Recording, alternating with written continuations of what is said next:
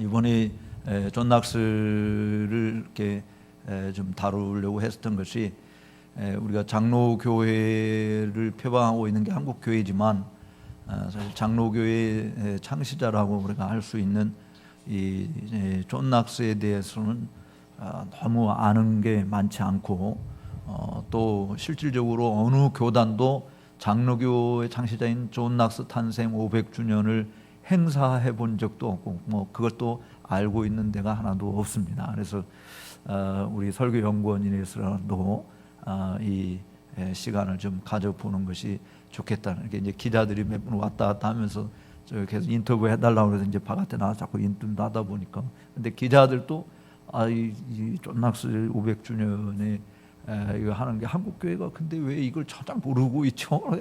어디도 행사 안 한다고 굉장히 의아스럽게 이야기하고 취재하는 것을 들었는데, 저는 존 낙스에 대해서 그저 뭐 4대 종교 개혁자 중에 한 사람 이렇게 이야기하지만, 그 개혁자 중에 아마 가장 덜 알려진 인물이 존 낙스지 않는가.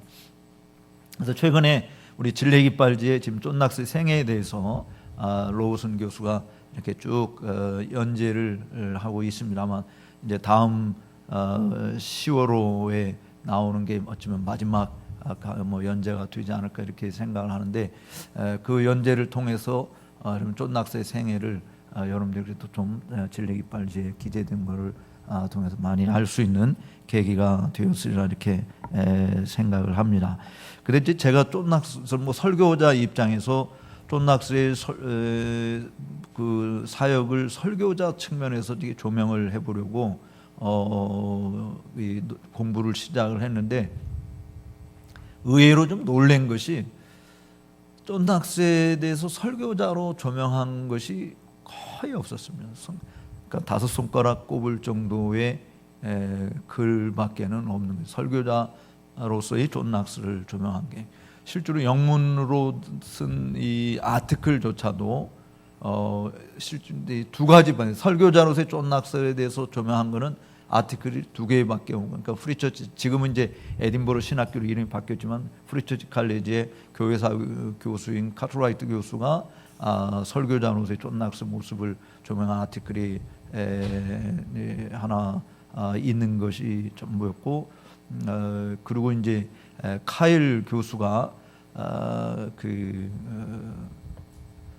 저도 정말 이거 준비하기 전에 그런 책이 있는지 생각을 못했었는데, 그분이 설교자, 목사, 선지자로서의 존 낙스 이렇게 그 책을 쓴 것이 책으로 나온 거 딱 한 권 있고, 그 다음에 다른 교수님 한 분이 존 낙스의 설교에 대해서 언급을 한 조그마한 논문 하나 있는, 이게 뭐 제가 발견한 것들의 전부라고 이야기해도 뭐 틀리지 않습니다. 거기에 비해서 칼빈, 뭐 낙스, 루터, 지빙글리 이런 분들의 설교에 대해서는 굉장히 많이 다루고 있는 글들이 있음에도 불구하고 존 낙스에 대해서는 그런 글이 거의 없다라고 해도 틀리지 않는다. 근데 그 이유가 왜 그런가라고 하는 것을 생각해 보니까, 설교가 남아있는 게 딱 한 편밖에 없어요. 존 낙스의 설교가.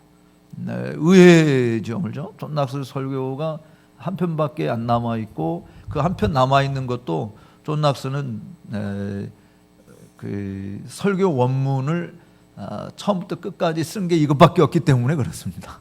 근데 이제 이 설교 원문을, 그러니까 원고를 처음부터 끝까지 쓴 이유는 그 메리 여왕과 그의 그 달리니 경이라고 그 남편, 이 두 사람을 공격하는 설교를 했다. 그래서 고발을 당해가지고 이 추미론의 소환장을 받게 됩니다. 그래서 당신이 엊그제 설교한 거를 와서 다시 해명을 하라. 왜 왕과 이 남편을 공격을 퍼붓는 설교를 했느냐. 그래서 이제 국법으로 다스리겠다, 이런 거예요. 그래서 낙스가 설교를 한 것을 자기는 여왕과 그 남편을 공격한 설교를 한 것이 아닙니다라고 하는 것을 변호하기 위해서 그 설교문을 그대로 다시 쓴 거예요. 근데 놀랍게도 설교 원고가 있었던 것도 아닌데 그 설교문을 그 들은 사람이 그 나중에 기록을 보면 하나도 틀리지 않고 어쩌면 그렇게 그대로 설교한 것을 다 그렇게 적을 수 있는가라고 이렇게 놀랄 정도로. 그래서 그 추미론의 사실 설교 원고, 내가 설교한 게 이겁니다라고 보고하기 위해서, 제출하기 위해서 설교 원고를 쓴 거예요. 작성을 한 거예요. 그러니까 그게 유일하게 딱 하나 남아 있는 것이 된 겁니다. 그리고 다른 것들은 설교문이 전혀 남아 있지 않는 것인데, 이제 그가 쓴 그 종교 개혁 역사, 그리고 그가 남긴 여러 다른 글들, 다른 사람에 의해서 쓰여진 글들, 또 본인이 이렇게 예정론을 쓴다든지 다른 어떤 소규모 아티클을 쓴다든지 할 때 그냥 설교 내용이 일부 이렇게 들어가 있는 거고, 또 그 설교를 들은 사람들이 그 내용들을 이렇게 조금씩 받아 적은, 속기로 받아 적은 내용들이 이렇게 좀 남아 있을 뿐이지, 실질적으로 설교 전체의 내용이 남아 있는 것은 하나도 없다라고 보아도 사실 틀리지 않습니다. 근데 그럼에도 불구하고 그의 설교 사역을 어떻게 조명할 수 있느냐? 그 파편적으로 남아 있는 내용들, 그리고 그 설교를 들은 사람들이 가서 일기를 써서 남긴 기록들, 그다음 받은 바 그 인상에 대해서 적은 것들, 이런 것들을 토대로 해서 낙스의 설교가 이런 것이었을 것이다. 또 실질적으로 존 낙스가 자기 종교 개혁사를 쓰면서 그 안에 그 남겨놓은 여러 그 글들은 실질적으로 자기가 설교를 하면서 사용했던 그런 내용들이기 때문에 그런 걸 토대로 해서 이제 설교를 조명해 볼 수 있는 기회가 되었다, 이렇게 말을 할 수 있습니다. 그런데 설교 원고가 없는 그런 사람이음에도 불구하고 존 낙스가 종교 개혁을 일으킨 종교 개혁자들 중에서 저는 가장 위대한 설교자다라고 하는 것을 새롭게 보게 됐어요. 왜냐하면 종교 개혁은 여러분들이 다 알다시피 루터는 비텐버그를 중심으로 해서 도시 중심의 그냥 종교 개혁을 일으킨 사람이고, 또 제네바에서 칼빈이 제네바를 중심으로 종교 개혁을 일으키고, 쯔빙글리는 이 쭈리에서 종교 개혁을 일으키고, 비엔에는 또 로잔에서 그런 일을 일으키고, 또 부서는 스트라스부르크에서 일으키고, 이렇게 그 종교 개혁자들이 도시 중심의 종교 개혁을 일으킨 것에 비해서 존 낙스는 나라 전체, 스코틀랜드라고 하는 한 나라를 완전히 뒤바꾼 사람이기 때문에, 그런 면에서 사실은 존 낙스는 다른 어떤 개혁가들보다도 가장 큰 업적을 남긴 사람이다, 이렇게 보아도 사실은 틀리지 않는다. 그래서 가장 위대한 사람이지 않는가 하는 생각을 해봅니다. 존 낙스가 또 위대하다라고 생각하는 것은 스코틀랜드를 완전히 변화시켰는데, 그 변화시킨 그 도구가 뭐였냐? 그의 무슨 정치력이 있어서 한 것도 아니고, 외교 수단이 좋아서 한 것이 아니고, 또 다른 외세의 힘을 입어서 일어난 것이 아니라 순수하게 설교 사역을 통해서 했다. 그래서 휴 카트라이트 교수도 복음 선포를 통해서 존 낙스가 개혁가로서 행한 모든 것을 달성했다라고 그렇게 이야기할 정도인 것입니다. 그러니까 존 밀턴이, 라우널슨 밀턴이 이 존 낙스를 이야기하기를 한 나라의 개혁자, 위대한 사람 존 낙스, 이렇게 표현을 한 것을 볼 수 있는데, 정말 그가 한 나라의 개혁자, 위대한 일을 이뤘다. 그래서 스코틀랜드를 완전히 새롭게 탈바꿈시킨 사람이다, 이런 측면에서 보게 되면 존 낙스야말로 정말 위대한 개혁가다. 그 중에 특별히 그 모든 일을 설교를 통해서 이루었다라고 하는 것이 이게 좀 탁월한 것이 아닌가. 또 존 낙스는 본인이 그렇게 이야기했어요. 자신의 주된 소명은 저술가가 된다든지 무슨 교회 행정가가 된다든지 조직가가 되는 것이 아니라, 나는 순수하게 내가 복음 설교자가 되도록 하나님의 부름을 받았다. 그래서 설교도 왜 좀 원고를 작성하지 않습니까? 라고 이야기할 때 사실 하나님이 나에게 후세 사람들을 위해서 뭔가 책을 저술하라고 부른 것이 아니라 복음을 전하라고 부른 것이요. 복음 전하라고 불렀다. 그 소명에 굉장히 충실하게 간 사람이라고 이렇게 볼 수 있습니다. 그래서 그 카일 교수가 인용한 녹스의 고백을 보면 여러분 175페이지에 하나님에 의해서 부름을 받은 내 자신을 생각할 때 이처럼 가장 타락한 시대에서 내 혀와 생생한 목소리로 무지한 자를 일깨우고 슬픔 중에 있는 자를 위로하고 약한 자들을 강하게 하고 교만한 자를 책망하는 것이다.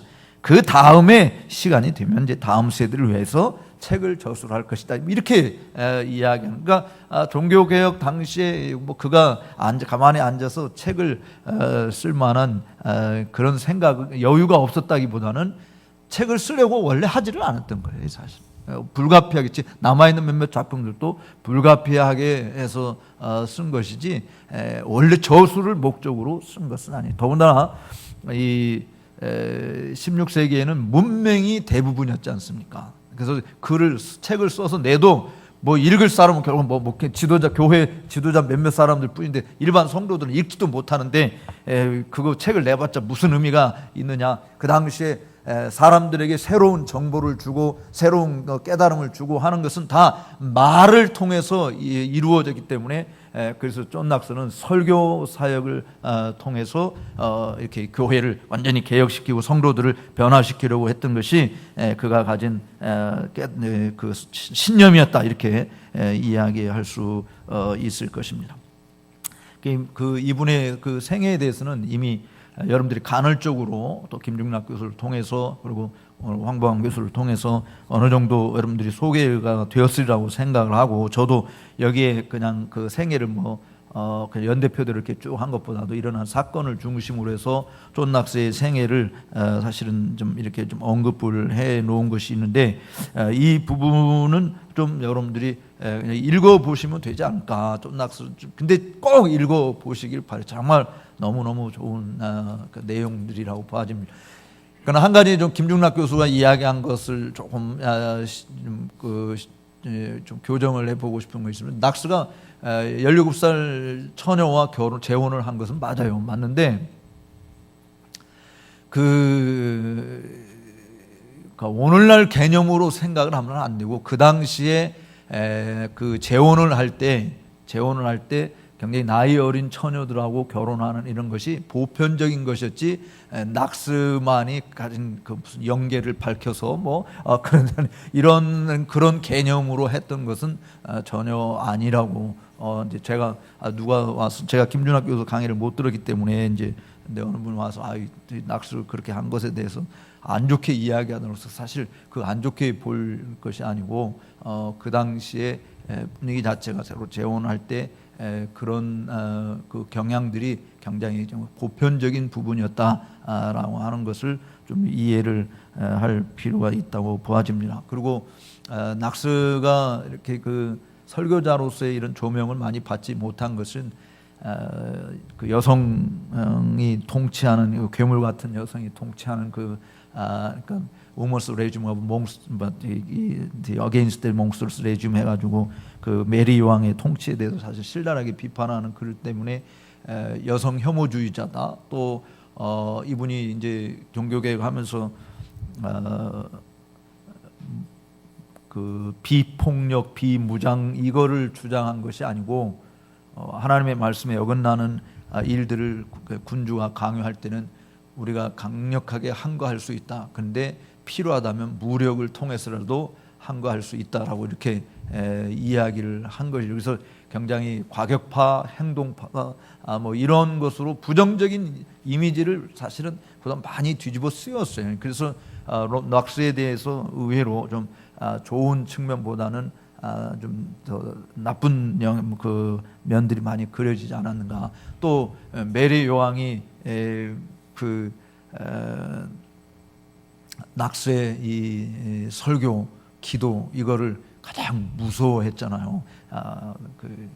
다른 어떤 외적의 침입보다도 낙세의 기도와 설교를 가장 무서워했고, 또 실질적으로 낙세에서 아까 우리 선교사님 기도할 때도 하셨지만 정말 500명의 나팔 수가 동시에 나팔을 불어서 잠자는 영혼들을 깨우는 것보다 낙세 1시간 이상의 그 설교에 의해서 깨어나는 영혼들이 훨씬 더 많았다라고 이야기할 정도로, 그렇기 때문에 좀 낙세에 대해서 뭐 그 정도로 좀 과격하고 격렬한 이런 부분들이 좀 많이 그 부각이 되다 보니까 어떤 면에서 낙스를 사실 굉장히 좀 부정적인 이미지로 이렇게 표현해서 잘 부각되지 않는, 또 더군다나 그 낙스가 남긴 작품들이 다른 그 개혁자들에 비해서 사실은 좀 적은 것이죠.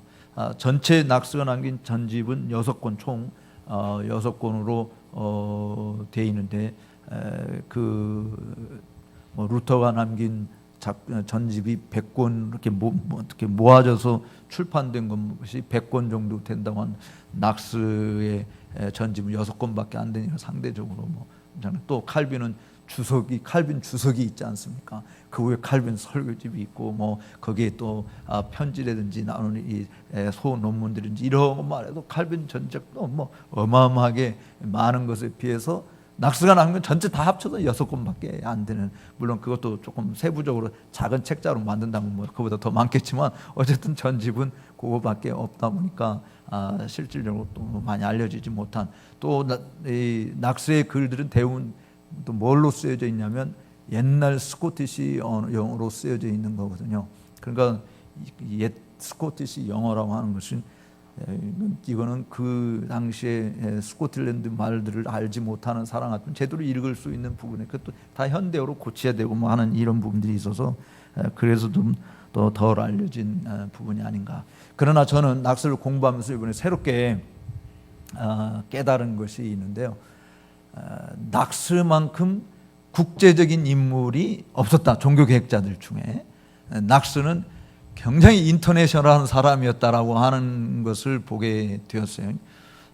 또 하나는 낙스는 당시에 그 어떤 누구보다도 앞서가는 현대인이었다라고 하는 부분 두 가지가 낙스에 대해서 특별히 제가 생애를 보면서 깨닫게 되는데, 왜 국제인이라고 이야기하냐면 쯔빙글리나 루터나 그 칼빈을 보게 되면 그 자기 나라 범위를 벗어난 적이, 칼빈이 다니는 프랑스하고 스위스밖에 사실은 없어서 다른 데를 다녀본 적이 없습니다. 그리고 쯔빙글리 역시 마찬가지로 루터는 독일 지역에 있는 곳 외에는 다녀본 적이 없고, 근데 낙스는 그렇지 않아요. 낙스는 자기 고향 스코틀랜드에서만 있었던 것이 아니라 잉글랜드 가서도 왕실 목사로 있었. 지금 이제 스코틀랜드 다시 독립한다고 그러는데 다음 달에 투표하거든요. 근데 독립하는 게 좋은지 남아 있는 게 좋은지 저는 내가 외국 사람으로서 잘 모르겠지만 우리는 그냥 함께 있는 게 좋지 독립하는 게 좋겠나 이렇게 생각하는데, 어쨌든 독립을 하려고 지금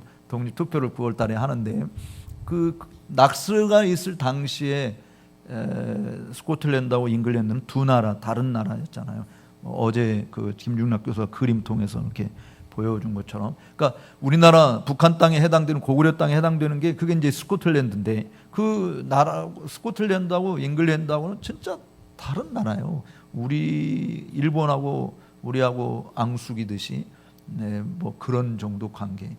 그래서 잉글랜드하고 프랑스, 잉글랜드하고 스코틀랜드 이게 앙숙 중에 앙숙이거든요. 그러니까 전혀 다른 나라, 족속도 틀리고 언어도 틀리고 종교도 국교가 스코틀랜드 장로교고 잉글랜드는 앵글리칸이고 이렇게 다 많은 것이 이제 틀리는 그런 가운데 있어서 스코틀랜드의 사람들한테는 잉글랜드가 외국이죠.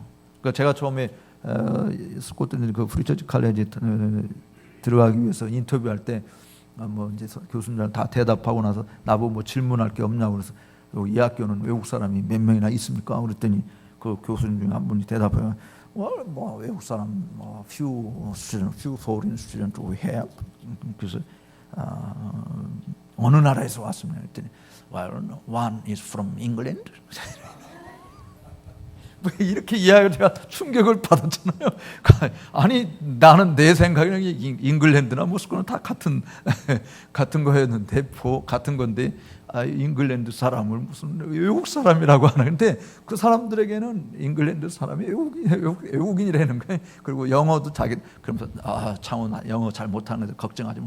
나도 영어가 제2의 외국어라고 이러면서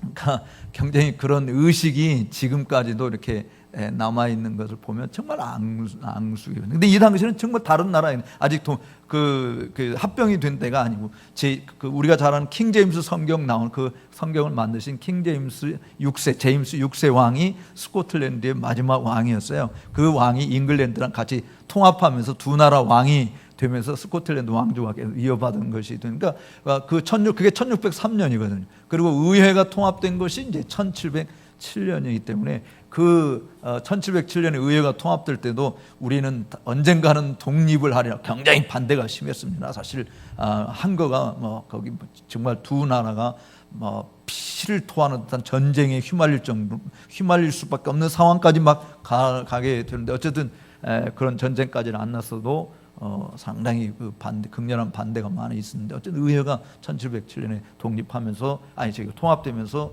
그때 스코틀랜드 사람들이 결심한 게 뭔지 아십니까? 언젠가는 다시 독립하리라 해가지고 의회 그 당시 1707년에 사용되던 국회의사당을 제가 공부한 1980년대 그때도 계속 그것을 보존하고 있었어요. 언젠가 우리가 독립되면 다시 이 의사당에 와서 의회를 하리라라고. 근데 지금 결국 독립 투표를 하잖아요. 이제 그러니까 독립을 그 사람들이 굉장히 열망을 하는 거예요. 그래서 존 낙스가 제가 말하고자 하는 존 낙스는 한 지역에 잉글랜드도 있었고 벨기움에 있었고 프랑스에도 있었고 프랑크푸르트에 갔었고 그다음에 그 마지막에 귀국하기 전 이제 스코틀랜드 완전히 들어오기 전에 칼빈이 있었던 제네바에서 칼빈과 함께 사역했던 그런 의미에서는 인터내셔널 사람입니다. 이거죠.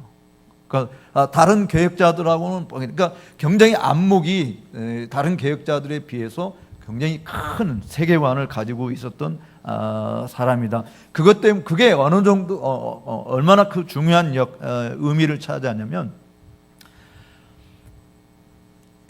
존 낙스가 장로교회를 만들 때 이 장로회주의 자체가 저는 개인적으로 물론 이제 우리가 좀 전에도 장로회 서문관 목사님 그런 이야기 했었는데 이게 정말 양심을 버린 사람에게는 장로회주의야말로 교권으로 사용되는 가장 흉악한 무기가 될 수 있다고 그랬는데 사실은 존 낙스가 장로회주의를 장로교를 만들었을 때는 존 낙스의 개념은 뭐냐면 주님의 교회를 만든 즉 보편적 교회 주님의 보편적 교회를 세우는데 최고의 정치 제도가 장로회 정치라고 본 거예요.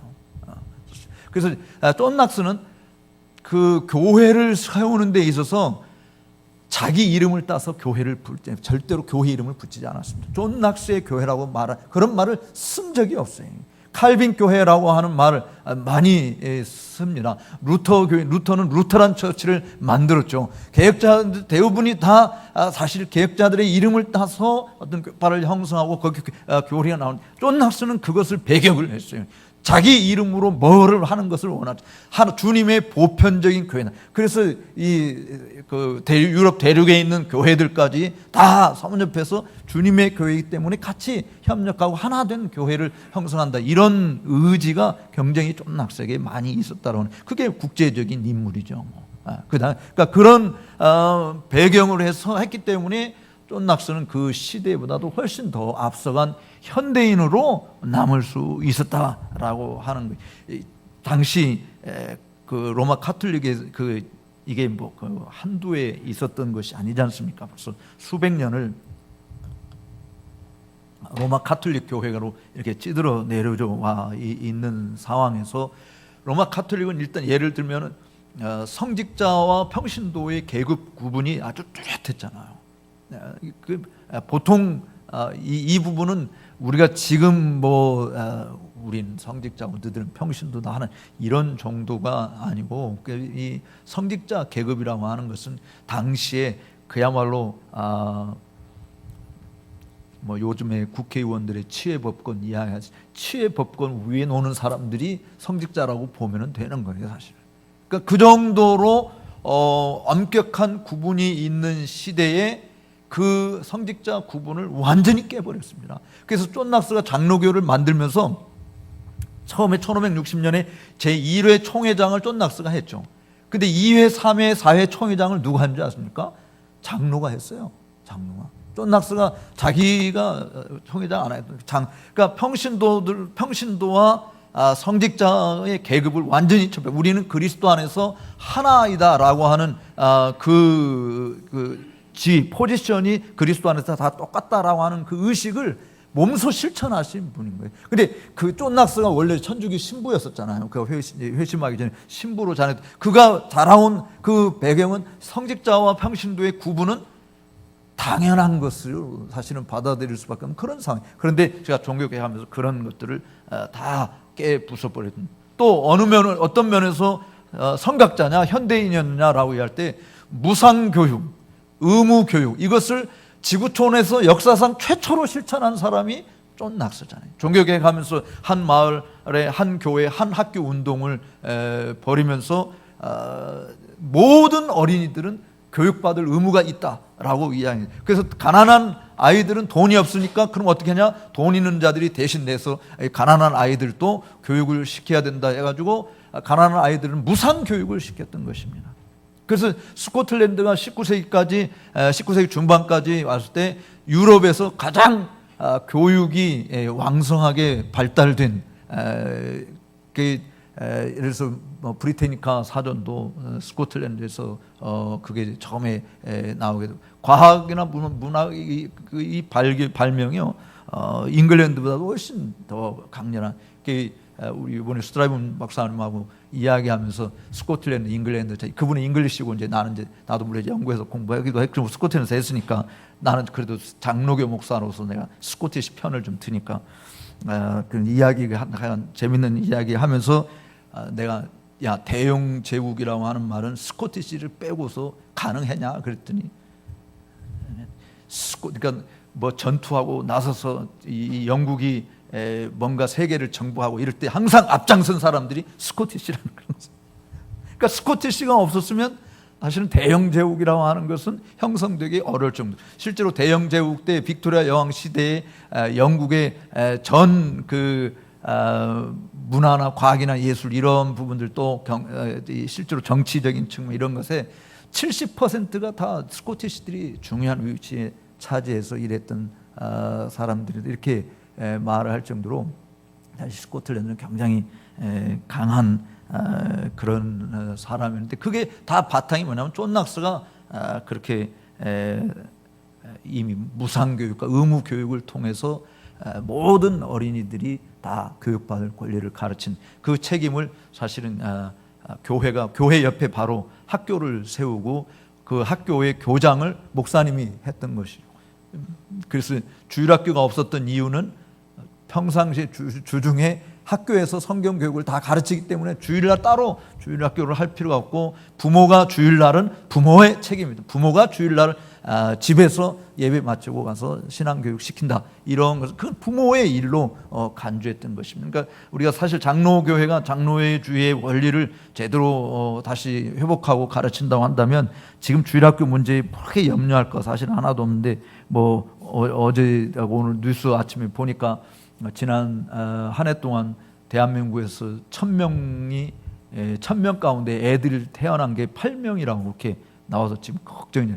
1000명 가운데서 1년 동안 하여간 1000명 중에 애들 태어난 게 8명밖에 안 된다는 거예요. 지금 초산이 35으로 지금 나오게 되고 이게 지금 보통 심각한 부분이 아닌 거예요. 그러니까 애들도 많이 안 낳는 데다 애들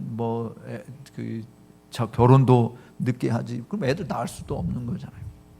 이런 심각한 상황을 해결할 수 있는 것은 성경대로 되돌아가는 것이고 세상의 유행을 따르지 않고 하는 말씀으로 가는 건데 장로교도들이 사실 집에서 정말 아이들을 바르게 가르치고 교육시키는 이런 일들을 좀 회복한다면 얼마나 좋겠나 하는 존 낙스의 글들 보면서 사실 저도 더 그런 생각을 많이 했습니다.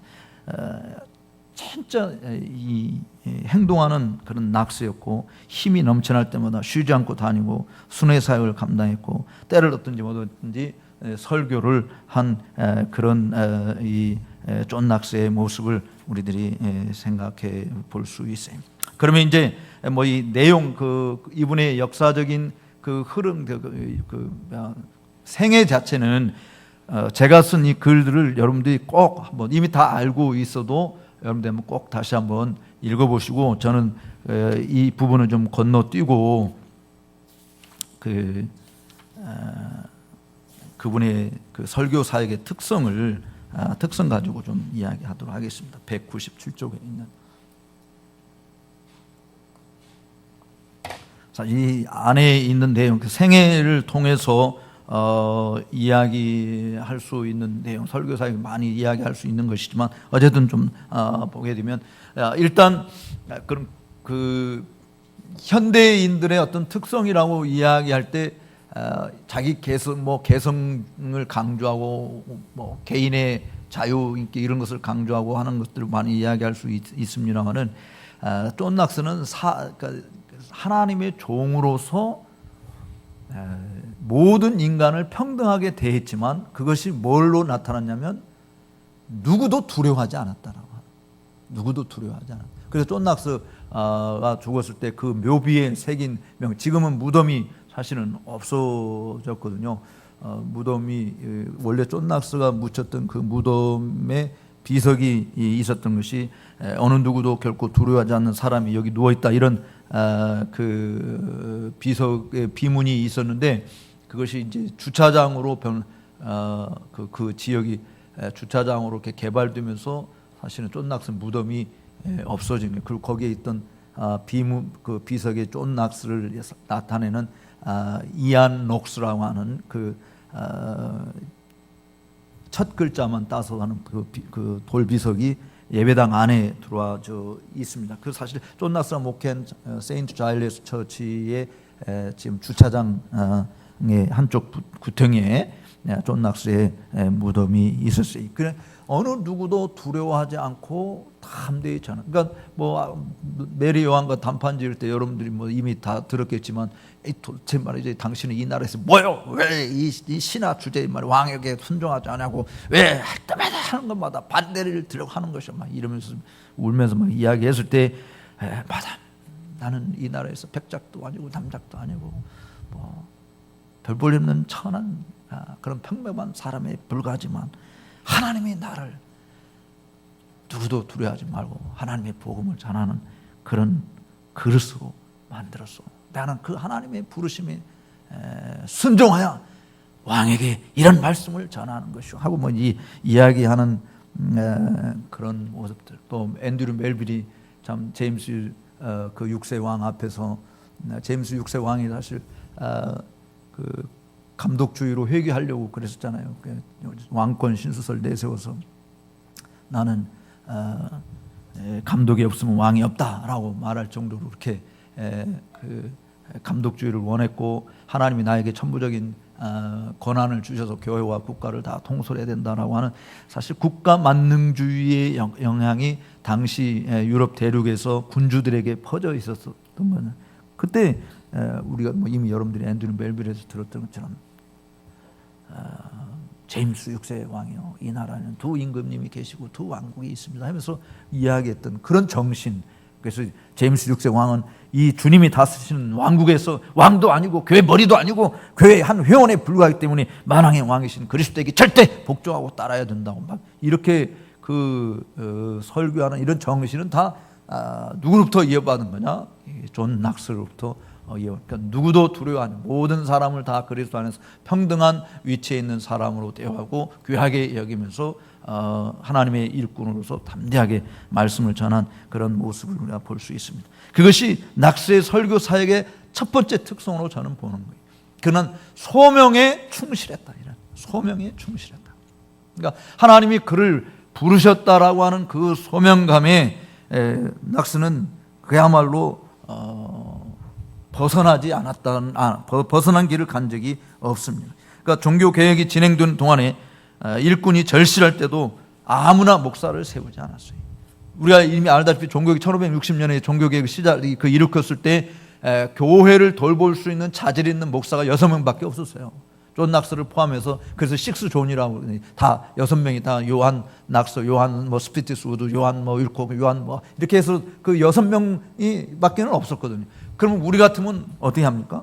6명밖에 없을 때 지금 로마 카톨릭 교회들이 막 각 전역에 깔려 있는데 목사들이 다 이제 거기 신부들이 다 떨쳐나가고 이제는 개신교 사상을 가진 사람들로 채워야 되는데 사람이 없으니까 웬만큼 그냥 당신 이런 신앙 신조 뭐 믿어? 뭐 아니면 예를 들어서 이신칭이 교리 믿어? 그러면 예 믿습니다. 그럼 너 이 교회 맡아. 뭐 이렇게 할 수도 있잖아요. 옛날 우리가 합동신학교 나갈 때 갈라져 나갈 때 교수들이 없어가지고 그냥 어중이 떠중이 다 들어와가지고 총신을 다 망친 그 당시에 총신 교육의 신학적 교육이 완전히 방향타를 잃어버린 게 그래 교수들 없다고 그냥 막 검증 없이 아무나 받아들였던 것 때문에 일어나는 일이지 않습니까? 근데 낙스는 그러지 않았어요. 그러니까 죽고 난 다음에 사실은 1576년, 78년 앤드류 멜빌이 제2칠서 쓸 때 가서야 비로소 웬만한 목회자들이 다 채워진 것이. 근데 그 목회자들을 선발할 때 그냥 한 것이 정말 하나님의 부르심을 보고 이 사람이 제대로 목회를 할 수 있는 자질이 있는지 없는지 우리가 필립 도드리지의 이야기 들으면서 그가 그 아카데미에서 목사 안수직할 때 그런 절차 함부로 세우지 않고 그 과정들을 다 검증해서 세우는 것을 했듯이 낙스 역시 그 검증하는 이 부분들을 철저하게 감당하고자 노력을 했던 것입니다. 그러니까 여기 설교자들은 단순히 자기 자신들이 전하고자 하는 주제들을 놀라운 웅변력으로 설파하는 변사들이 아니라 하나님께서 계시하신 성경의 가르침을 잘 풀어 증거하되 성령의 능력으로 감당하는 자들인 것입니다. 녹스는 죽기 일주일 전에 섬긴 교회의 장로들과 집사들을 오게 한 자리에서 이렇게 말을 남겼어요. 거기 한번 인용 구절 같이 한번 읽어봅시다. 198페이지 인용 구절 한번 여러분 한번 읽어봅시다. 시작.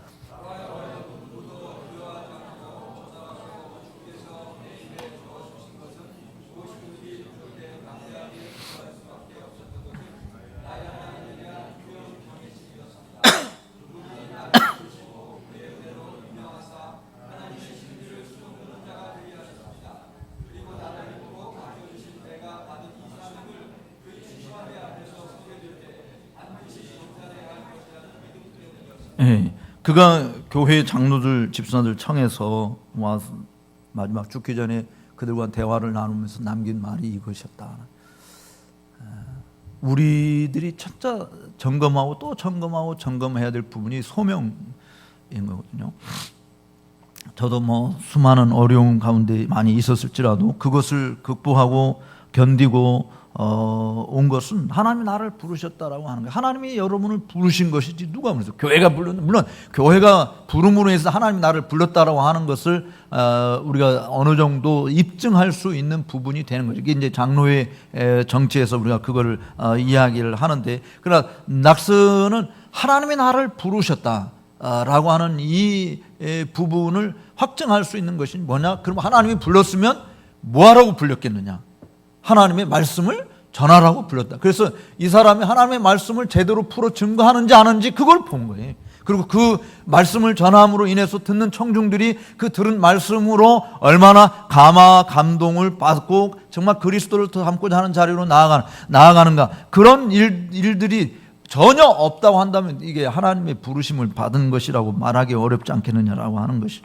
그래서 사실 하나님 여기 낙스도 이해하는, 주께서 내 입에 넣어주신 것은 무엇이든지, 그러니까 하나님이 나를 부르셨고 그 부르시고서 하나님이 그냥 그래 네가 알아서 하고 싶은 말 하고 돌아다니라 라고 한 것이 아니라 하나님이 내 입에 뭘 전해야 될지 그 말씀을 넣어주셨다. 그 넣어주신 거 내가 토해낸다 라고 하는 부분이거든요. 그러니까 그런 일을 함에 있어서는 왕도 말씀을 들어야 될 존재고, 천한 자도 말씀을 들어야 될 존재고, 귀족들도 그렇고 못 배운 자들도 그렇고 부자들도 그렇고 가난한 자들도 다 동일하게 들어야 될 것은 하나님이 내 입에 넣어주신 그 말씀이다. 그 말씀을 전하는 일을 하겠다. 이게 낙스가 가진 생각이었던 것입니다. 그래서 자기가 그렇게 할 수밖에 없었던 것은 그냥 이 지상에서 이 일이 끝나는 것이 아니라 때가 되면 언젠간 나도 하나님 앞에 서서 나를 불러주신 그 하나님 앞에 내가 얼마나 충성스럽게 사명을 잘 감당했느냐 정산해야 될 때가 있기 때문에 내가 이 일을 성실하게 감당한다 하는 생각을 한 것입니다. 우리는 하나님이 나를 왜 부르셨는가를 망각하고 살 때가 참 많이 있습니다. 대체로 어떻게 생각하면 하나님이 나를 부르신 것은 종교 사업하라고 불렀는가? 선교 사업하라고 불렀는가? 우리 선교사님들 이렇게 와 계셔서 참 감사한데 여러분 진짜 우리가 깊이 고민하고 생각해야 될 부분이 그거예요. 하나님이 우리를 종교 사업하라고 부르는 게, 다른 말로 이야기하면 교회 키우라고 부르는 게 아니다 그런 이야기죠. 선교지에 가서 정말 다 NGO 활동하고 뭐 사업하고 뭐 해서 부를 축적하고 자녀들 유학 보내고 뭐 자기 경정 하나 더 쌓고 하는 그런 일을 하라고 하나님이 보내신 것이 아니다, 부르신 것이 아니다. 하나님이 우리를 부르신 것은 뭐냐? 복음 전하라고 불렀다. 사도 바울이 심지어 뭐까지 이야기했는지 여러분 다 아시잖아요. 고린도서 1장 17절에서 주께서 나를 부르신 것은 세례를 전하라 하려면 아니요, 세례를 주라고 부른 것이 아닌데, 사실 어떤 목사님은 목회 성공을 뭘로 판단했느냐, 교인이 몇 명이냐 이런 것보다 내가 목회하는 동안 세례를 몇 명에게 베풀었느냐 이것을 보는 것이 목회를 얼마나 잘했느냐 못했느냐 판단해야 된다라고 이야기하는 거 일리가 있어요. 사실은 내가 교회를 얼마나 많이 키웠느냐라고 하는 것보다도 내가 세례를 몇 명이나 줬느냐라고 하는 것으로 판단하는 일리가 있는 것이지만, 사실 바울은 하나님이 나를 부른 것은 세례를 주라 하면, 사실 만명에 나와서 복음을 전해서 모든 족속으로 제자를 삼고 내가 너에게 일러준 말씀을 가르쳐 지키게 하라. 그 사이에 뭘 말하냐면 제자를 삼고 아버지와 아들과 성령의 이름으로 세례를 주라 그렇게 했잖아요. 사실 세례를 주라고 하는 또 명령인데, 바울이 사실 고린도교회 편지하면서 한 이야기는 나를 세례를 주라고 부른 것이 아니라 복음을 전하라고 불렀다. 그러니까 우리들이 하나님이 나를 부르신 그 부름이 뭔가, 지금 녹스가 표현한 대로 주께서 내 입에 넣어주신 그 말씀을 전하라고. 우리가 먹은 게 나오는 거잖아요. 다른 말로 이야기하면 녹음된 게, 녹음 테이프 틀으면 녹음된 게 나오고, CD 여러분 틀으면 CD가 나와요. 근데 CD에 입력된 것이 나오는 거죠. 제가 최근에 굉장히 큰 기쁨을 하나 얻은 게 있는데, 아마 유학 갔다 오자마자 제가 만든 테이프인 것 같아요. 제가 정확하게 언제 만들었는지 모르겠는데, 제가 제가 찬송 부르는 것을 녹음 테이프를 만들어서 교회에서 누가 반주했는지도 모르겠고, 하여간 누가 반주를 했고 내가 찬송가를 한 10대국을 부른 거예요. 근데 이제 그것을 그렇게 했다고 하는 것은 기억이 있는데 그 테이프를 잊어버려가지고 찾지를 못했는데, 어느 날 짐을 정리하면서 창고 속에 짐을 정리하는데 그 박스 속에 그 테이프가 나오더라고요. 그래가지고 저기 지금 방송실에 있는 우리 중원이 형님한테, 야 이거 CD로 좀 구워봐. 왜냐면 테이프 앞에서 제가 아마 90년에 나와서 교육해서 그때 만들었다고 해도 지금 25년이 지난 거잖아요. 그러니까 20년이 넘은 거니까 이거 테이프도 늘어났을 거고, 그래가지고 그것을 CD로 만들어서 듣는데 너무너무 좋은 거예요. 근데 그때 만들었던, 그때 녹음된 그것이 틀으니까 그것이 나오는 것이지, 만약에 그게 녹음이 안 되고 다른 게 녹음해서 다른 건 나오겠죠. 똑같이 우리의 심령 속에 내가 뭘 각인시키는, 하나님이 내게 전하라고 주신 이 말씀을 우리 속에 집어넣고 새기면 우리 입에서 당연히 나오는 게 하나님 말씀입니다. 일반 성도들의 삶도 베드로가 이야기한 걸 누구든지 말을 하려거든 뭐를 하는 것처럼 말하라고 그랬어요. 하나님의 말씀을 말하는 것처럼 말하라고 그렇게 이야기했잖아요. 일반 성도들의 삶도 너희들이 서로 대화를 나눌 때 정말 말을 하려고, 누구든지 말을 하려고 하나님의 말씀 말하는 것처럼 그렇게 하라고 베드로전서 4장 7절에서 이야기를 했다면, 당연히 말씀을 전하라고 부름받은 우리들의 입에서 입을 열면 하나님의 말씀이 증거돼야 되죠. 그러니까 지금 사실 소명이라고 하는 것은 이 낙스가 가진 그 소명은 다른 것이 아닙니다. 내게 전하라고 넣어주신 그 말씀을 담대하게 증거하는 것이다. 가감없이 그냥 담대하게 전하는 것이다. 그 신명기 12장인가요? 12장 32절이면 내가 너에게 이른 여호와의 말씀에 가감하지 말라라고 하신 그 말씀처럼 정말 하나님의 말씀을 가감하지 않고 있는 그대로 그 말씀을 자세히 풀어 증거하는 일을 하는 것이다. 나의 하나님에 대한 두려운 경외심, 그분이 나를 부르시고 그의 은혜로 임명하사 하나님의 신비를 수종드는 자가 되게 했다. 하나님의 부르심에는 후회하심이 없는 것이, 이것에 대해서 영광스럽게 생각하는. 그러니까 하나님은 설교자를 통해서 말씀하시는 거예요. 이제 제가 진리깃발제 여러분들에게 좋은 글을 하나 번역해서 소개하려고 하는데, 이제 이거 준비하면서 하나 발견한 거예요. 그 루터와 칼빈의 설교에 있어서 그리스도의 임재하심에 대한 그 논문인데, 이 논문 정말 참 너무너무 감동을 많이. 그러니까 하나님의 그리스도께서 설교를 통해서 실제로 임재하신다라고 하는 부분을 이제 다루는 것인데, 그 루터나 칼빈의 설교 사역 가운데서 나타나는 부분이 한 50장 정도 되는 논문인데, 제가 이거 좀 번역을 해서 그 글을 쓰신 분한테 편지를 보내서 허락을 받았으니 다음 후에 진리깃발제 정말 이걸 좀 소개를 해야 되겠다라고 생각하는데, 존 낙스도 그렇고 루터도 그렇고 칼빈도 그렇고 그들이 다 한결같이 믿은 것은 뭐냐면 설교하는 말, 그러니까 preach the word is the word of God, 선포된 말씀이 하나님의 말씀이다라고 하는 것을 굳게 믿은 거예요. 왜냐하면 하나님, 그들을 불러주신 분이 하나님이고 그 하나님이 전하라고 주신 것이 하나님의 말씀이기 때문에 그들이 전하는 말씀은 곧 하나님의 말씀이다. 그래서 칼빈 같은 경우도 설교를 하나님의 예언적인 음성이다, 그렇게 The preaching is the prophetic voice of God, 하나님의 예언적인 음성이다라고 이야기한 거예요. 우리 설교자들이 사실 왜 우리는 그런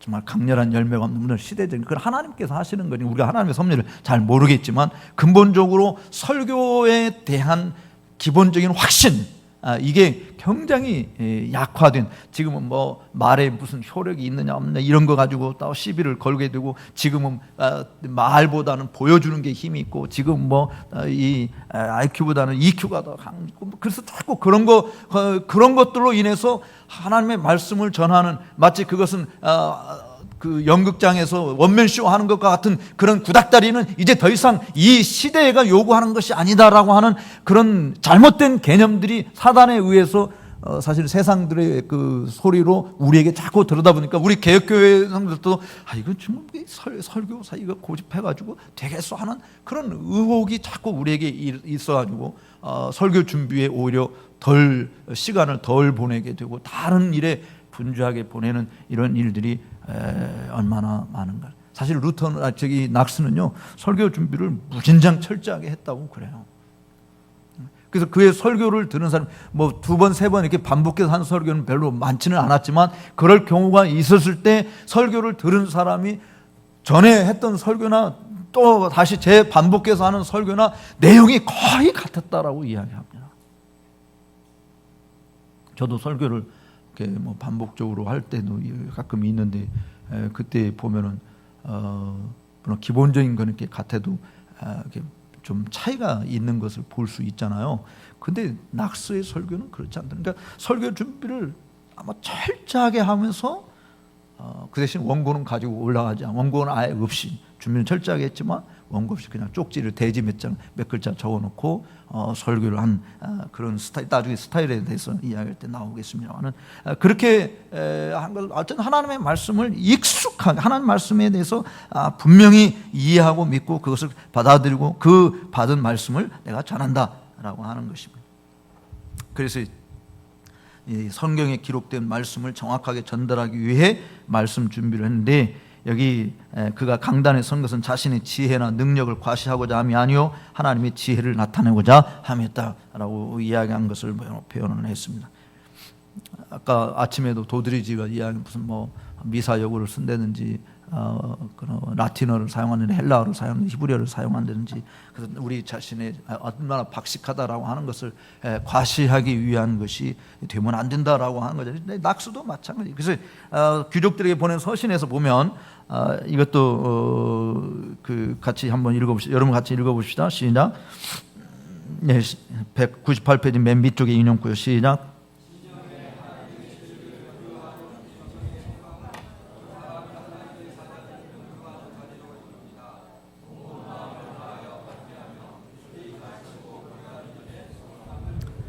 예, 심령이 하나님의 진리를 두려워하게 하는 일종의 섬광. 저는 이게 참 조지 휘필드에게까지도 이렇게 연결이 되는 내용이라고 봐지는데, 여러분 설교할 때 정말 하나님의 빛이 번쩍거리는 것들이 이게 정말 뭐 저도 뭐 하나님 앞에 이런 게 정말 있으면 좋겠다 하는 생각을 하는데요. 그러니까 휘필드도 설교를 좀 출판하자고 하는 출판 그 제의를 한 인쇄업자에게 뭐 해도 좋지만 내가 설교할 때 그렇게 하늘에서 불이 떨어지는 그런 거를 무슨 인쇄 글자로 표출할 수 있으면 출판해도 좋다고 이야기할 좀. 하늘에서 정말 불이 떨어지는 빛이 찬란히 비추이는 그런 일들이 어떻게 가능한가? 해보다 더 밝은 빛이 말씀으로 이 땅에 말씀이 육신인데 우리 가운데 오신 그 그리스도를 전할 때만이 일어나는 일이지 않는가? 그러니까 존 낙스의 후예들 스코틀랜드에서 이제 언약도들이라고 그렇게 이해하는데 그 언약도 중에 사도로 불림받는 사무엘 루터포드 목사님 같은 경우는 그런 분이었던 것 같아요. 그러니까 맥로우치라고 하는 백작 부인이 항상 멀리서 이 사무엘 루터포드 목사님의 설교를 들어오는 그 사무엘 루터포드 목사님이 목회하는 안노스라고 하는 지역은요, 우리식으로 이야기하면 저쪽 그 서해안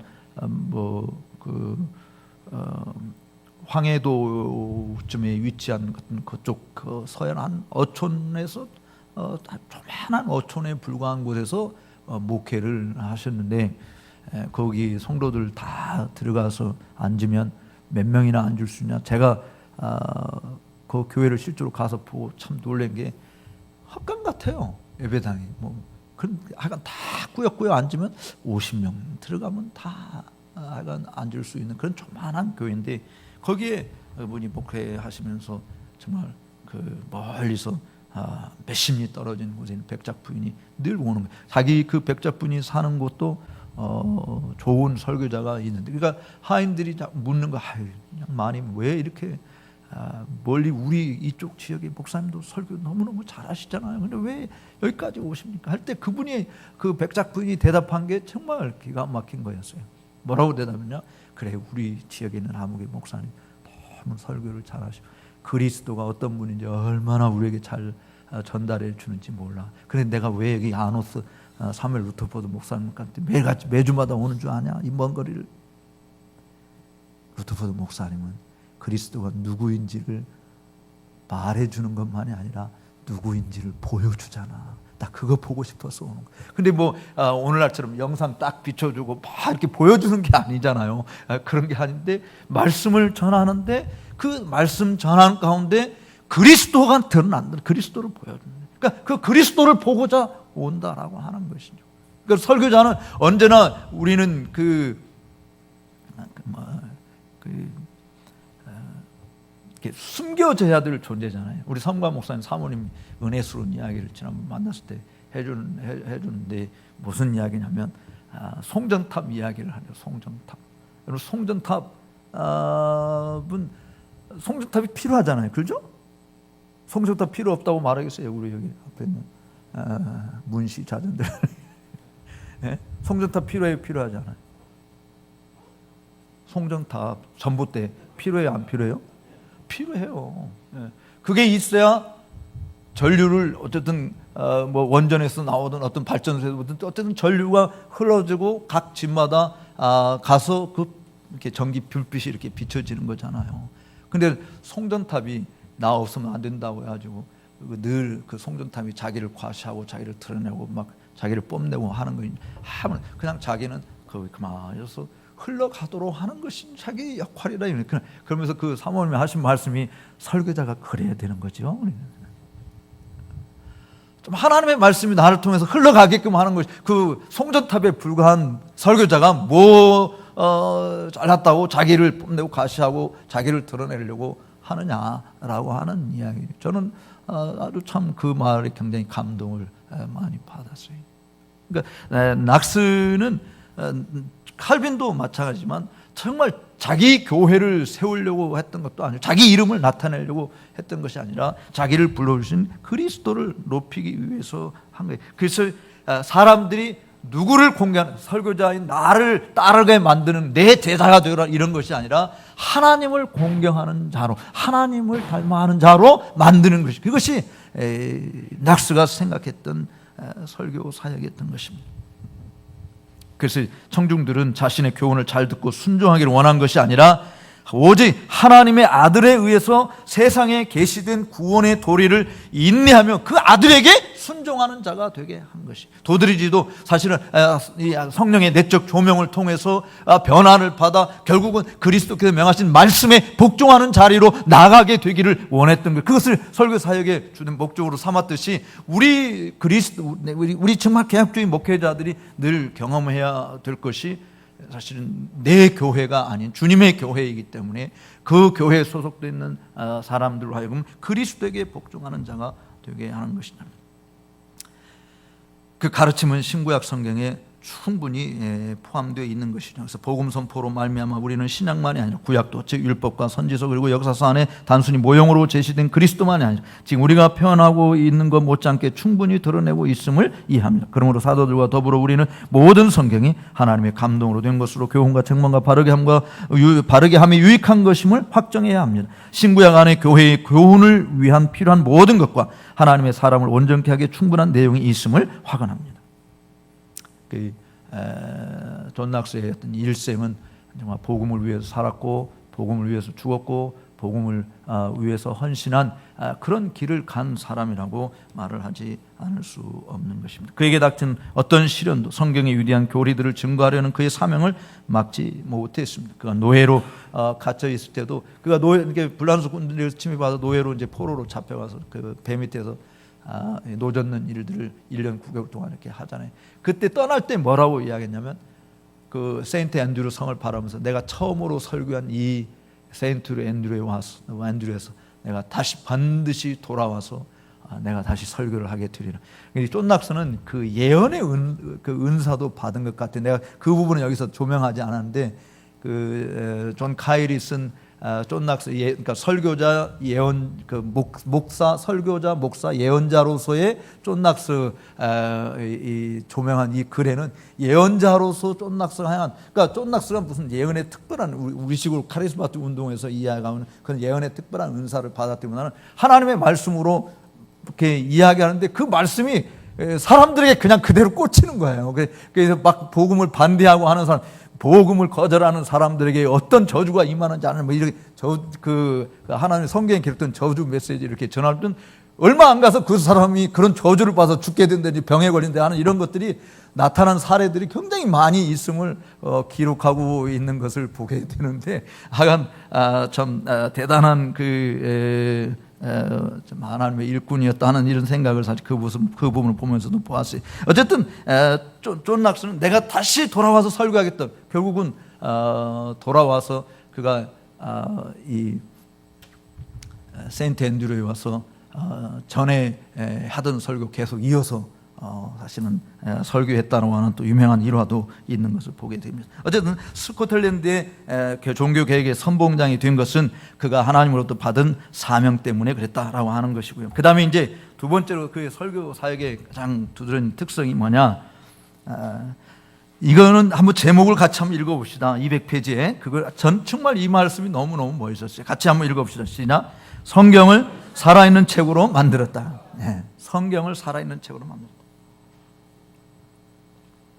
여기 커크우드 히워시라고 하는 분은 저도 이거 준비하면서 이렇게 좀 만난 분인데 식스 존들의 생애를 유일하게 다루신 분이 바로 이 분이에요. 그래서 스코틀랜드 교회를 만든 사람들이라고 하는 책인데, 그 책에서 존 낙스를 가장 많이 이렇게 다루면서, 존 낙스에서 그 책에서 이렇게 이야기했어요. 그는 능히 살아있는 신성한 책을 만들 수 있었다. 그리하여 그는 설교를 부활시켰다. 성 자일레스 교회에서만이 아니라 스코틀랜드 전역에서 그는 말씀을 전파하였으며 성경을 펼쳐 보였다. 그는 생생한 혀와 소리로 가르치는 일을 결코 멈추지 않았다. 병약하여 더 이상 설교할 수 없을 때까지 그는 강단을 지켰다. 이 성경을 생생한 책으로, 살아있는 책으로 만들었다고 하는 것은 이런 의미가 있어요. 여기 제가 200페이지 맨 밑에도 게스타 로마노rum이라고 하는 그 글을 소개를 했습니다만, 이 글은 밑에 줄을 보면 로마인들의 모범 실화, 즉 로마인들의 위대한 업적이라는 것을 드러내는 것인데, 13세기 말 또는 14세기 초에 라틴어로 쓰인 저자, 작자, 미상의 것입니다. 로마 제국의 역사에 바탕을 둔 일화들을 다루지만 유럽과 중동 지역의 이야기들, 자유로운 판타지와 풍부한 비유가 넘치는 이야기들을 많이 포함되어 있는 것이 특징입니다. 또 이 책은 중세시대 대중적인 인기를 독점한 주제, 즉 마술사, 괴물들, 역경에 처한 귀부인, 용감한 기사, 감옥 탈출, 보물의 발견, 수수께끼 등이 모자이크처럼 깔려 있어서 이야기를 흥미진진하게 이끌어가는 그런 이야기책인 거예요. 근데 존 낙스가 설교하기 전까지 스코틀랜드나 유럽의 대륙의 모든 신부들이, 상당수 신부들이 오늘날 설교 표절 문제 있듯이 설교 표절을 했다고 한다면 다 그 출처가 어디냐? 이 게스타 로마노rum이라는 데서 나온 거냐. 그러니까 굉장히 웃기고 재미있고 아주 이런 것들로 가득 차 있는 내용들을 사실 많이 전했던 것이었거든요. 근데 존 낙스는 설교를 이런 데서 끌어온 것이 아니라 성경을 직접 전가하게, 그래서 사람들에게, 이 당시는 또 신부들이 성경을 읽어도 볼게이트 성경밖에 안 봤기 때문에 사람들은 무슨 소리인지 알아듣지도 못하고 이런 것이었는데, 존 낙스는 그런 것이 아니라 바로 이 성경을, 죽은 책으로 만들어져 있는 이 성경을 완전히 살아있는, 지금 이 시대에 여전히 우리에게 말씀하시는 생생 살아있는 말씀으로 만드는 거예요. 그래서 정말 생생한 혀로 하나님의 음성을 들리게 하는 것이 설교이다라고 이야기할 정도로 그렇게 성경을 만드는 장본인이다, 이렇게 말할 수 있습니다. 우리들에게도 도전이 되는 것이 뭐냐면, 우리는 사람들에게 성경을 어떤 책으로 만드는가? 졸리운 책으로 만드는 게, 그 성경만 읽으면 계속 졸게 되고 설교만 들으면 계속 졸고 하는 것이 우리들이 잘하는 일이지 않습니까? 그렇죠? 물론 여기 계신 여러분들은 그렇지 않은 사람이 더 많겠지만, 성경을 그냥 기독교인들이 가지고 있는 하나의 장식품으로 전락시켜 버린 것이 지금 현대에 있는 설교자들의 모습이지 않는가.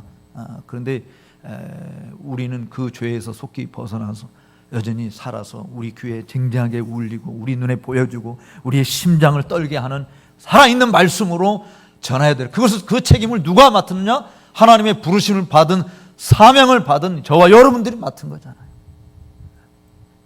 우리가 그렇게 전하지 않으면 누가 그런 일을 하겠습니까? 그런 의미에서 녹스는 철저하게 성경 강론자가 되기를 원했고 또 그렇게 실천을 했고요. 기록된 말씀 속에 담긴 성령 하나님의 뜻이 무엇인지를 펼쳐 보이고자 온 힘을 다했어요. 그의 설교 내용은 단지 시국 선언문과 같은 선동적인 언사들이나 정치적인 연설문이 아니라, 이 부분은 사실 사람들이 그렇게 비판을 하는 것이기 때문에 녹스의 설교는 틀림없이 사람을 선동하는 일에 무슨 시국 선언문과 같은 그런 내용들이 많이 있을 것이다라고 생각을 했는데, 그런 게 아니라 철저하게 성경에 기록되어 있는 말씀에 한정한 것이다라고 하는 겁니다. 그가 제네바에 망명가 있는 동안 국내에 머물러 있는 개신교 지도자들이 보낸 편지에서 하나님의 말씀에 대한 그의 일관된 태도가 어떠한지를 보여주는데요. 거기 201페이지 맨 밑에 인용구 다 같이 한번 읽어봅시다. 202페이지까지 같이 한번 읽어봅시다. 시작.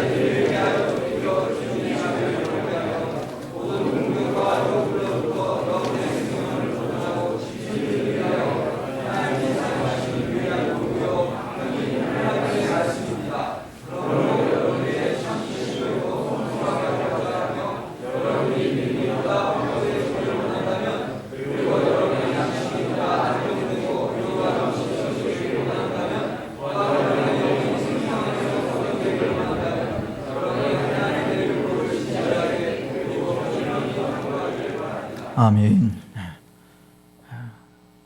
제가 늘 이야기하는 것 중에 하나가 존 버년 이야기인데, 존 버년처럼 존 버년의 몸에 어디를 찔러도 그의 몸에서 흐르는 피가 말씀의 피였다 그랬는데, 여러분의 몸에 어디를 찔러도 여러분의 몸에서 흐르는 피가 말씀의 피처럼, 그게 사실 존 낙스가 원한 게 그거거든요. 존 낙스가 원하는 게. 나중에 세 번째 그 존 낙스 설교의 특성을 이야기한 것도 제가 그 부분인데, 당시에 존 낙스를 대적하는 수많은 무리들, 사실 이게 뭐 보통 심각한 문제가 아닌데 대적하는 무리들의 위협과 정말 그 비난, 이러한 모든 것들을 대적하는 무기로 쓴 것도 자기 자신이 뭐 가진 생각, 또 철학자들, 무슨 권력자들, 이런 것들이 아니라 철저하게 하나님 말씀으로 대적하였다라고 하는 부분인데, 정말 말씀의 사람이 되기를 강렬하게 원한 것이. 그래서 이안 머레이가 스코틀랜드 교회의 영적 유산이라고 하는 그 책을 쓰면서 낙스의 권위가 어디에서 나왔겠느냐, 설교가 하나님의 일이고 메시지는 그의 말씀이었고 성령께서 그 일을 존귀하게 여기신다고 하는 분명한 확신 속에 나타난 것임을 이야기하고 있는 것입니다. 그러고 어려움이 왜 없었어요? 수없이 많은 우리가 생각할 수 없는 난관이, 이러면 한 가정을 이끄는 것도 힘든 일이고, 우리가 맡은 작은 교회를 하나 이끄는 것도 얼마나 힘든 일입니까? 근데 한 나라를 지금 막 뒤 흔드는 그런 위치에 있는 사람이라고 이야기할 때 얼마나 그게 힘들겠어요. 지금 대통령도 그래서 못해 먹겠다 해가지고 누구는 그냥 뛰어내리기까지 했는데, 우리가 이게 정말 존 낙스를 생각해보면 너 엄청난 그 압박이 그에게 있음에도 불구하고 확고부동한 성경에 대한, 아까 그 황보환 교수님 성경관에 대해서 이야기 다뤘으니까 제가 다 이야기하지 않습니다만, 성경에 대한 그의 확고부동한 믿음, 그 말씀을 전하라고 하는 주님의 부르심에 대한 충성심에 기인해서 누구도 두려워하지 않고 이 말씀이 여전히 살아있는 생생한 말씀이라고 하는 것을 보여준 거예요. 그래서 말씀이 개인도 변화시키지만 상황이나 환경도 변화시킬 수 있음을 녹수의 설교사에게 증명한 것입니다.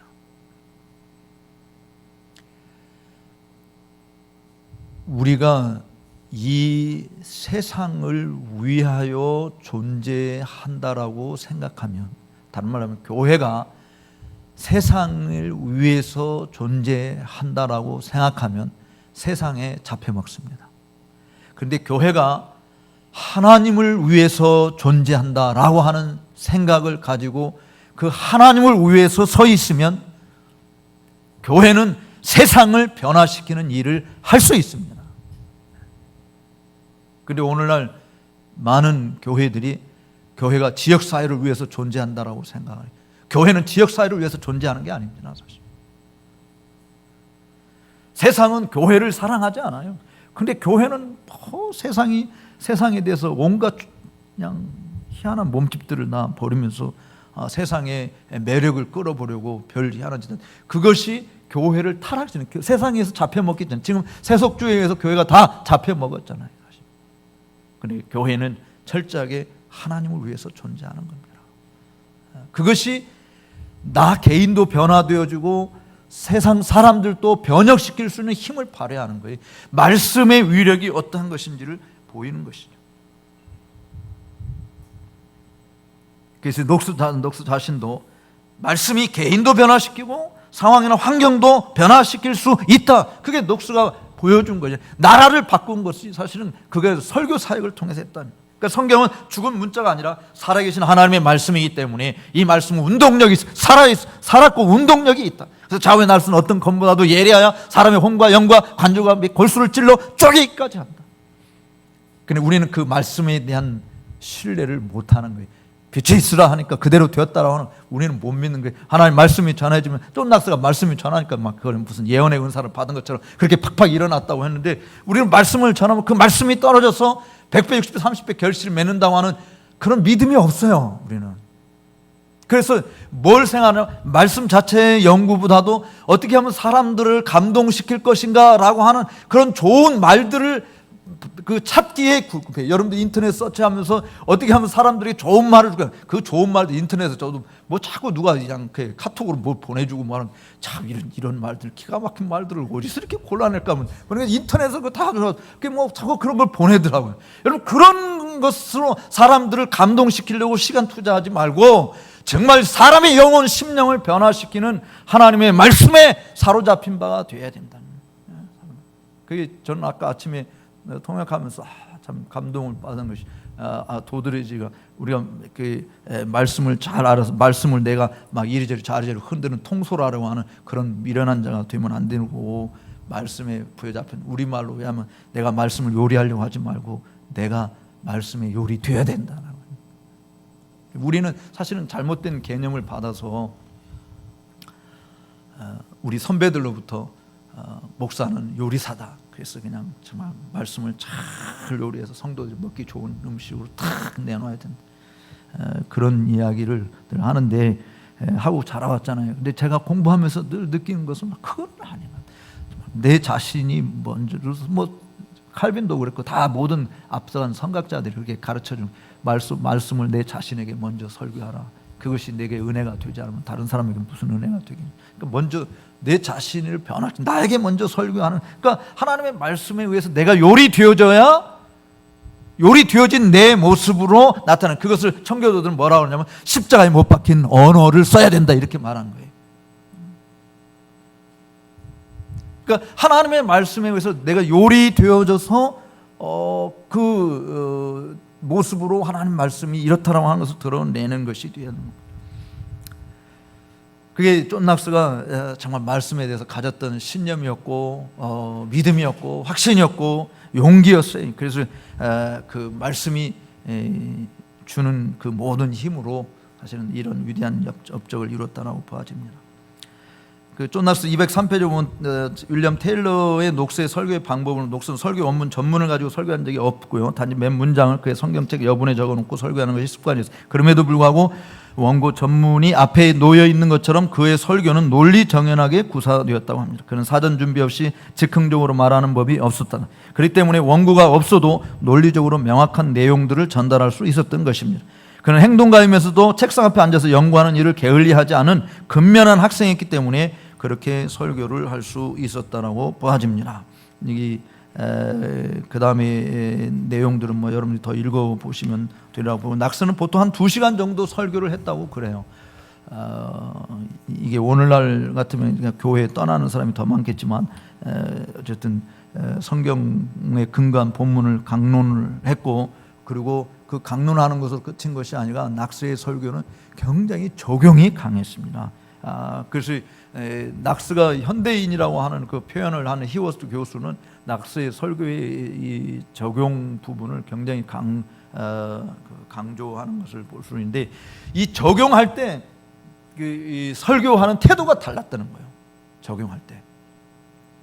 그러니까 한 30분 정도는 뭐였냐면 성경 본문의 의미가 무엇을 의미하는 것인지 충분히 차근차근 이렇게 설명을 했다고 합니다. 근데 적용 부분에 오게 되어지면 이 마치 강대상을 내려쳐서 쪼개는 듯한 그런 분위기로 올라와서 톤도 높아지면서 존 낙스의 설교하는 그림을 보게 되면 강대상 왜 막 이렇게 엎어져서 하는 그림이 있지 않습니까? 그러니까 하늘에서 막 불을 내려뜨리지. 그러니까 마치 그 제임스 멜빌이, 그러니까 앤드류 멜빌의 동생인 제임스 멜빌이 자기가 존 낙스의 설교를 세인트 앤드류에서 처음 들을 때 그 장면을 묘사하는, 도무지 무서워가지고 설교를 받아 적을 수 없을 정도로 벌벌벌벌 떨어는, 그래서 마치 하늘에서 번개가 내려치는 듯한 그런 음성으로 설교를 했던. 그러니까 이 제임스 멜빌이 적은 거예요. 그게 제임스 멜빌이 자기가 일기를 돌아와가지고 자기는 이제 항상 설교 시간에서 목사님이 설교를 받아 적고 잉크하고 펜하고 갖고 갔었는데, 그날은 존 낙스가 와서 설교를 하는데 도무지 무서워가지고 하나도 받아 적을 수가 없었다고. 그래서 이 강대상을 막 도끼로 내려 찍는 듯한 그런 제스처와 함께 막 천둥 번개 내려치는 그런 음성으로 했던. 그게 한 30분 정도는 잔잔하게 말씀의 의미를 풀어서 줬다는 거예요. 근데 적용 부분에 들어가면 막 이 사람의 심령을 뒤집어 놓는 그런 제스처를 했다라고 하는 것인데, 참 뭐 그거 아무나 할 수 있는 것은 아니라고 보아집니다. 네. 어쨌든 낙스는 그렇게 해서 정말 생생한 혀와 소리로 증거하는 일을 감당한, 오늘날 새로운 이 게스타 로마노름이 범람하고 있는데, 신변 잡기나 시사적이고 문화적이고 윤리적인 내용으로 강단을 채우고 있는 이때에 우리 개혁주의를 사랑하는 우리 저와 여러분들, 우리 동지들은 정말 하나님의 말씀이 여전히 살아있는 생생한 하나님의 음성으로 들려지게 하는 그런 귀한 도구로 쓰임받게 되시기를 주의 이름으로 축복합니다. 그 다음에 마지막 세 번째 녹스는 선지자로서 진리에 반하는 일들을 진리로 대항하였다라고 했는데요. 사실 낙스는 어두운 구름이 그 땅에 덮여 있음을 알았고, 그는 더 이상 하늘의 빛을 침침하게 남아있게 하고 싶지 않았습니다. 그래서 산산조각으로 찢겨져야 할 사기의 덮개가 있었고, 하나님의 태양은 찬란하게 비춰져야만 했습니다. 의식 행위들과 실제적으로 우상 숭배인 의전들은 반드시 멈춰줘야만 했어요. 마음의 경외감과 신실성 및 진지한 행실대로 위대하고 영원한 진리들은 가르쳐져야만 했다. 스코틀랜드의 거주민들은 예수 그리스도 안에 있는 구원 얻는 믿음과 성결케 하는 믿음만이 유일하게 필요한 것이라는 점을 들어야만 했습니다. 그 진리들을 하나님의 음성으로 듣고 순종하고 계명들을 지키며 국가의 발전에 기여해야만 하는 것이었습니다. 그것이 가치 있고 사랑스럽고 칭찬 듣는 국가로 만드는 것이라. 시간이 흘러가면서 또 시절이 바뀌면서 그러한 것들은 우리 주님의 복음과 구주 예수 그리스도를 영접하는 자들로부터 싹이 트고 있었습니다. 바로 이 내용은 존 낙스가 그렇게 어두움으로 가득 덮여져 있는 시대를 보고, 그 시대가 항상 우리는 영적 전쟁 상태에 있다고 하는, 그러나 그가 두려워하지 않은 것은 우리 편에 있는 하나님이 마치 엘리야의 뒤에서 정말 불마차를 타고 더 많은 군대로 그를 호위하고 있었던 모습을 본 것처럼, 낙스도 그것을 바라보고 사실 시대의 흐름을 뒤바꾸는 일을 감당했다라고 말을 할 수 있을 것입니다. 거기 제임스 멜빌이 쓴 일기에 묘사된 거 제가 206페이지 하는데 그거 잠깐만 한번 읽어볼까? 265번 주 같이 한번 읽어봅시다. 그가 설교할 때 마치 미친 사람처럼 설교하였다. 그는 그의 강단을 깨부수고 그의 청중들 가운데로 뛰어내려 휘젓고 다니며 격렬한 설교로 메시지를 전달하였다. 말들은 여전히 격렬하였다. 이게 제임스 멜빌이 일기 가운데 기록해 놓은 것 가운데 하나입니다. 그 다음에 이 낙스가 구약 성경을 많이 강조했는데요. 거기 인용구를 같이 여러분 한번 읽어봅시다. 맨 밑에 206페이지 밑에 인용구요. 시작.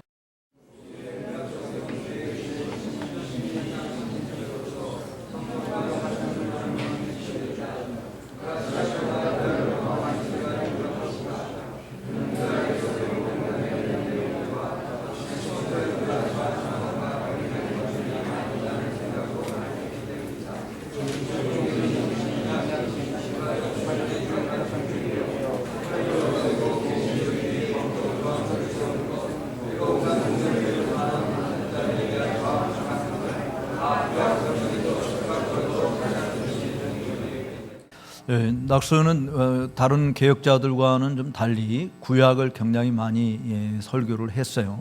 그 이유는 구약의 이스라엘처럼 스코틀랜드가 그렇게 하나님과 언약을 맺는 하나님의 언약 국가가 되기를 원했기 때문에 그렇습니다. 그래서 모든 제도를 하나님의 말씀에 입각해서 세우려고, 그래서 스코틀랜드 국가를 완전히 그렇게 세우려고 만들었던 것이죠. 그래서 낙스를 선지자 녹스라 이렇게 이야기하고, 또 전도자 녹스다 이렇게 표현한 것을 보게 됩니다.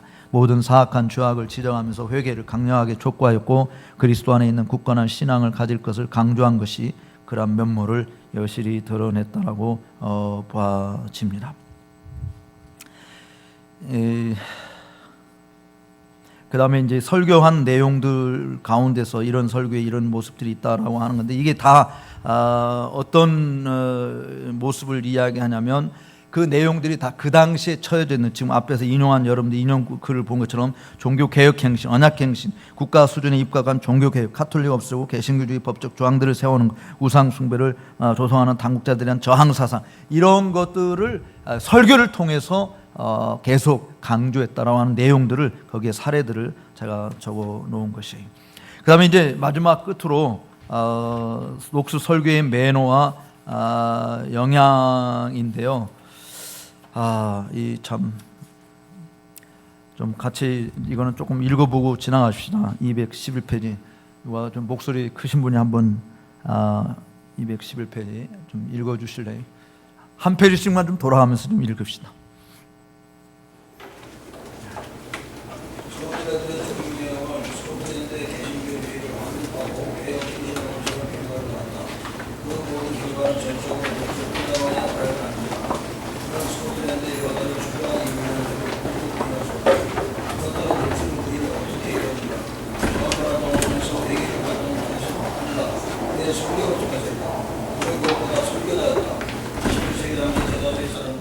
운명이었기 때문에 새로운 가르침이나 사상을 전달하고 사람들을 움직이는 무기는 설교뿐이었다. 따라서 글을 쓰는 것보다 설교라는 전달 수단을 녹수는 최대한으로 활용하여 개혁신앙을 전파한 것이었다. 그렇다고 현대에는 설교라는 수단의 중요성이 다른 것이 아니다. 알파 오메가이신 하나님이 죄인들의 구원과 하늘나라 백성으로서의 양육을 위하여 제정하시고 사용하는 방편은 여전히 말씀 선포 사역이다.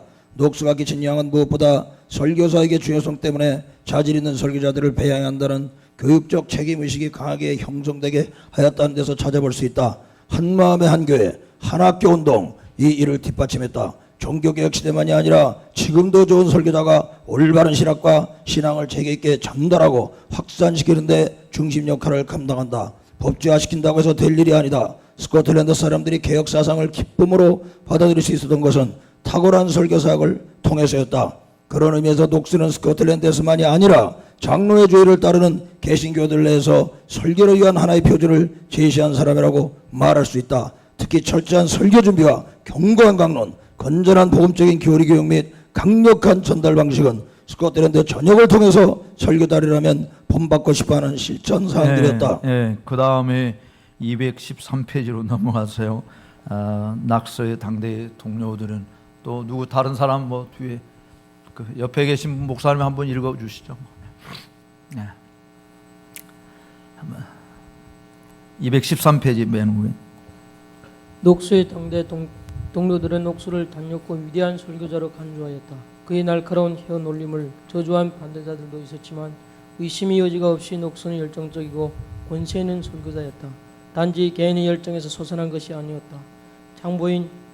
장모인 보이스 여사에게 쓴 편지에서도 밝혔듯이 그는 뛰어난 변사가 아니었지만 하나님의 측량할 수 없는 은혜가 자신에게 부어져서 자신을 목사여 설교자로 증인으로 삼으셨기에 가능한 것이었다. 진리의 영이신 성령 충만한 제자들의 복음 선포 사역이 전 유럽을 정복하는 놀라운 변혁을 일으켰듯이 중세의 영적 무지의 어둠을 몰아내고 진리의 빛을 비추이며 수많은 사람들을 참 빛이신 아들의 나라로 인도하게 된 것은 말씀의 회복 운동, 즉 복음 선포 사역의 결과였다.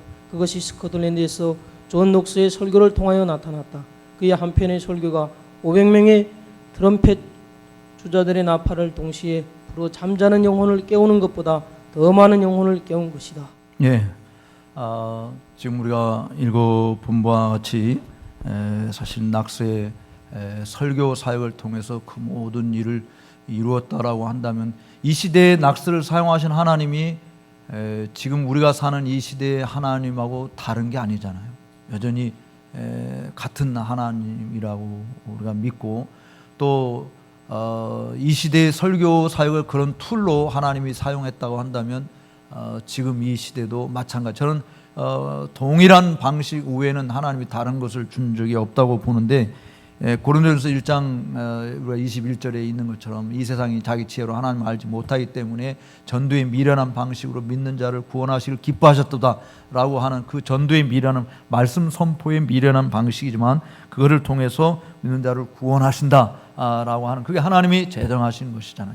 그리고 믿음은 들음에서 나고 들음은 곧 그리스도의 말씀으로 말미암다라고 했으니까 오늘날 보여주기에 급급해하는 그런 사람들이 대부분인데 보여주려고 하지 말고 좀 들려주는 그런 설교자가 되어야 되지 않는가.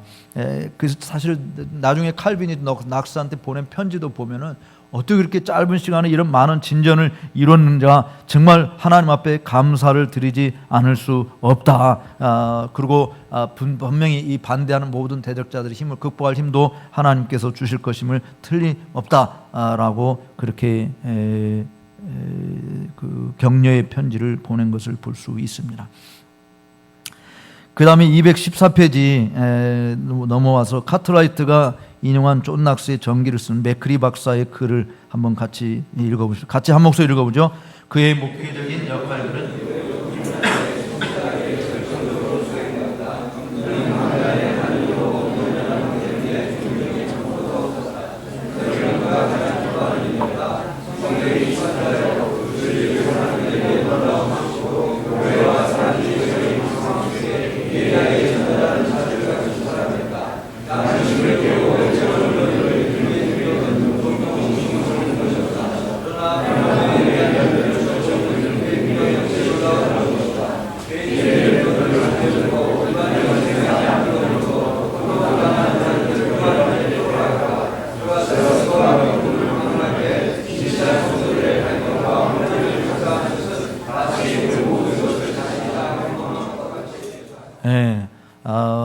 이 사실 성경 말씀에 사로잡혔던 녹스의 모습이 어떠했었는지를 정말 엿보게 해주는 말씀이. 녹스를 치료하는 적대자들도 많지만 녹스를 좋아하는 사람은 남녀노소를 불문하고 상당히 많았다라고 하는 것을 그가 남긴 글들 여러 작품들을 통해서 보는데, 또 여성들 혐오주의자라고 비난하는 사람들에게 반박할 수 있는 것이 뭐냐면, 녹스가 남긴 편지들 중에 3분의 1 가까이가 여성들하고 서신을 주고받은 내용들입니다. 그러니까 여성들을 만약에 폄훼한 그런 혐오주의자라고 했다면 여성들하고 뭐 이렇게 편지 교류를 하는 일은 불가능했으리라고 보아져요. 어쨌든 정말 하나님의 말씀에 사로잡혀서 그 말씀을 다 경험한 사람들처럼 모든 각자의 사람들을 위로하고 격려하고 그들을 책망하고 바르게 하고 하는 이런 일에 탁월한 영향, 그 모범을 보여서 스코틀랜드를 정말 그게 신교 국가로 만드는 역사를 이루지 않았는가. 그가 남긴 유산을 보면 강해 설교의 모범과 말씀 전달 방식의 생생함과 격렬함, 그리고 누구도 무서워하지 않는 불굴의 용기를 우리가 이야기할 수 있을 것이다. 그는 말년의 목사들에게 이런 말을 남겼습니다. 215페이지 밑에, 목사들이여 자주 성경을 읽으라. 간절히 기도하라. 우리에게 맡겨준 양무리들을 근면하게 살피라. 우리의 근심과 온유한 삶이 악한 자들을 부끄럽게 하고 경건한 자들에게 본이 되게 하라 라고 이야기했습니다. 그가 죽고 난 지 2년 후에 1560년에 6명의 개혁된 목사로 시작된 종교개혁은 289명의 교구 목사들이 존재했고 715명의 독강사들이 존재했다는 수치만 봐도 낙스의 종교개혁운동이 어떤 결과를 낳았는지 우리가 알 수 있습니다. 따라서 개혁된 교회와 사회를 건설함에 있었다고 하는 조한 커크 히우스의 그 지적은 어떤 의미에서 올바른 지적이라 이렇게 말할 수 있어요. 이제 결론을 좀 맺으며 말씀 맺으려고 합니다. 존 낙스의 설교 사역은 종교 개혁이 성경을 사람들의 책으로 되돌려준 위대한 도구였다. 그 신성한 책에 수록된 것만큼 교회 개혁을 위해서 스코틀랜드에게 완벽하게 필요한 경고의 말씀이나 격려의 말씀이나 나팔 소리를 분명하게 해주는 것은 없었습니다. 오늘날 개혁교회 사역자들이 기여할 것은 개혁자들이 사용했던 성경을 우리도 사용하고 있는 점입니다. 녹스와 그의 동료들은 성경에 대해서 옛 교회가 했던 것보다 훨씬 강하고 보다 실천적인 신뢰를 보냈습니다. 그들은 성경을 쭉정이를 날려보내는 선풍기로 사용하였고 교회의 바닥의 먼지들을 말끔하게 날아가 버리게 만드는 도구로 사용했습니다. 성경은 그들에게 이 조국 땅에 하나님의 도성을 건설하는 도구였습니다. 마찬가지로 이 땅에 저와 여러분들도 하나님의 나라를 건설하는 도구로 하나님이 주신 것은 성경밖에 없음을 알고 제발 다른 프로그램에 눈독 들리지 말고 성경을 잘 연구해서 그 성경의 내용을 잘 전하여 그리스도의 날에 우리가 목양한 사람들이 우리의 면류관이요 우리의 기쁨이요 우리의 자랑이라고 그리스도께서 직접 확정해 주는 그런 축복을 누리는 저와 여러분 동역자들이 되시기를 주님의 이름으로 부탁을 해 봅니다. 나머지는 여러분들 데리고 제가 목이 아파서 그냥 다 읽지를 못하겠네요. 혹시 질문이 있으면 질문.